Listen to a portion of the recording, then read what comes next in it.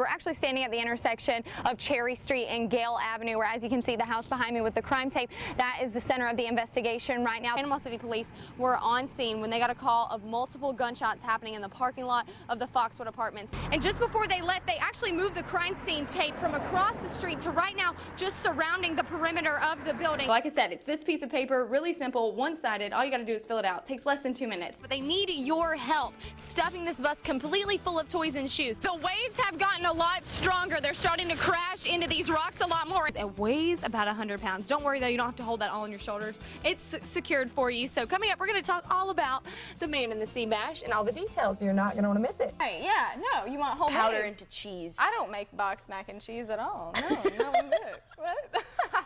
We're talking Pokemon Go because, in case you haven't heard of it, you may be living under a rock. This is not a Florida lobster, and you want to know the difference? This is a Maine lobster because they have claws. Okay, well, now to our top headlines this morning, and we begin in Bay County, where a 5th Mexico Beach employee filed a discrimination lawsuit against the city. And authorities say they are awaiting autopsy results to identify a man killed in a Panama City Beach house fire last week. News 13's Megan Gannon has more tonight. Megan. Amy, the victim is making a full recovery and tells me that she is not going to live her life in fear, but rather continue to live life the best she can. I never at any point did I think that any bad was going to come like that, not at all. On November 27th, shortly before 4 in the morning, Bonifay Police and Holmes County EMS responded to a stabbing at Bonifay Villa's apartments. I was asleep and I woke up in my sleep and somebody was stabbing me in my sleep. 23-year-old Emily Carter says she tried to remain calm for her daughter. I didn't want my daughter to see me die. And so I kept telling her that I loved her. Carter suffered roughly around 40 wounds to the upper back and head. When the police got there, they was like shining their flashlights at me. And I said, you know, just the police tell the ambulance to hurry. I was really starting to hurt.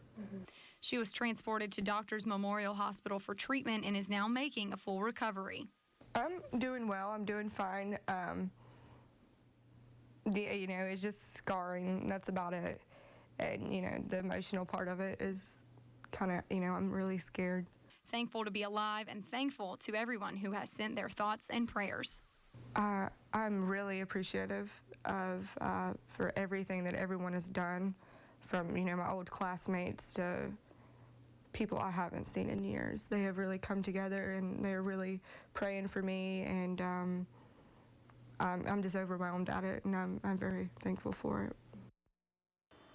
Now, the Bonifay Police Department says there are several persons of interest in this matter, and DNA samples have been collected for comparison to items collected at the crime scene. If you have any information, please contact the Bonifay Police Department at 547-3661 or Holmes County Crime Stoppers at 866-689-8477. News 13's Megan Gannon spoke with county officials about the exciting news, and she joins us now. Megan?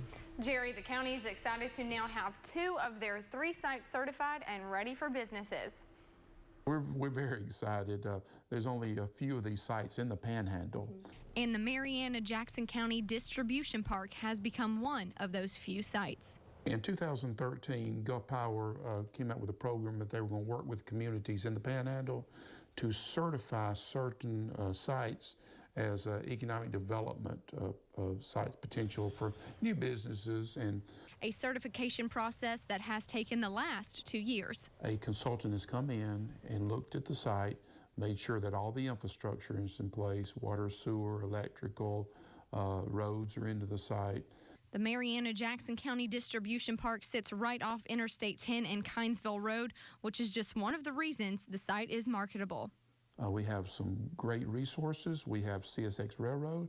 We have Bayline Railroad that runs into the Port of Panama City. We have I-10. We have adequate land, water. We are just ready for a company to come. And those resources are not the only attracting factors. We have a workforce. We can pull off of bigger communities, Dothan, Panama City, Tallahassee. So we are in the center of a great place to be. Right now, the site is in the marketing phase, but it is ready for a business to move in. So any company that's looking for these sites in the future maybe can see these national advertisements or marketing efforts and see that it's ready to be developed. It's shovel ready. We can come right in and locate there, and we're good to go. Now, the third site in Jackson County is working to get certified, and it's located right off of I-10 and Highway 71. And Lakey says that site will be big enough to accommodate something like a car manufacturing business, and it should be certified in a year or two. This sport, Friday night football, has become a staple in the community, almost like a community-wide event every Friday night, and this time was no different. Business trip. An unforgettable trip for the Port St. Joe football team to the Class 1A state championship game. We relish the moment. We know it's not often that you get this opportunity. And an opportunity to represent an entire community. You know, our local commissions, county and city, law enforcement, our employees, everybody's excited. Excited to send the team off, showing them the community has their back. The Florida High School Athletic Association allots each school that's going to the state championship game 300 pre-sale tickets. Now, last year, Port St. Joe, they didn't sell all of their tickets, so they had to give around 100 back. This year, they sold out within days of getting those tickets, and they're hoping to fill the Citrus Bowl in Orlando just like they fill Shark Stadium on Friday nights. I mean, that fires me up, that fires the whole team up. I'm glad to see all of our friends and family come down to Orlando to support us. Supporting each other, something this community is known for. It's just a small thing that we can do to help them. We support our team. All our officers wear PSJ hats to football games and school events, and we even have some purple and gold on our patrol cars. Something this football team is thankful for. I think the momentum gained throughout the season will be a very big plus for us. And I think it'll add to the kids' spirits. You know, it's great to have our community behind us. You know, some towns doesn't have this, but you know, Port St. Joe's always going to come out and support us. Supporting them all the way. The Port St. Joe Tiger Sharks will play in the Class 1A state championship game tomorrow night in Orlando at 7:07 Eastern Time. So many people are going to the game. Superintendent of Gulf County Schools, Jim Norton, actually had to cancel school for the entire county because so many people would be absent supporting their Sharks.